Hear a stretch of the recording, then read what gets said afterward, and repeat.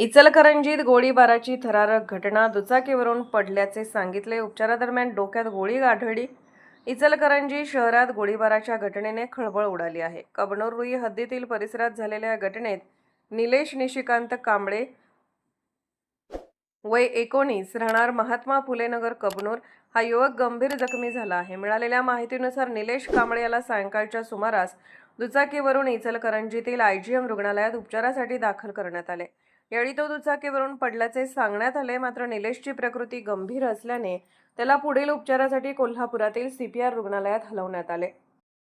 CPR रुग्णालयात त्याचा CT scan करण्यात आला. यावेळी डॉक्टरांना त्याच्या उजव्या कानाच्या वरच्या भागात बंदुकीची गोळी आढळून आली. यानंतर हा अपघात नसून गोळीबार झाल्याचे स्पष्ट झाले आणि संपूर्ण प्रकरणाला वेगळे वळण मिळाले. विशेष म्हणजे सुरुवातीला दुचाकीवरून पडल्याचे सांगून या घटनेची दिशाभूल करण्याचा प्रयत्न झाला का याचाही पोलिसांकडून तपास केला जात आहे. दरम्यान या प्रकरणात शुभम दीपक सूर्यवंशी या संशयिताला पोलिसांनी ताब्यात घेतल्याची माहिती समोर आली आहे. मात्र निलेश कांबळे याच्यावर गोळीबार नेमका कोणत्या कारणातून करण्यात आला याचे कारण अद्याप स्पष्ट झालेले नाही. या घटनेची नोंद शिवाजीनगर पोलीस ठाण्यात करण्याचे काम रात्री उशिरापर्यंत सुरू होते.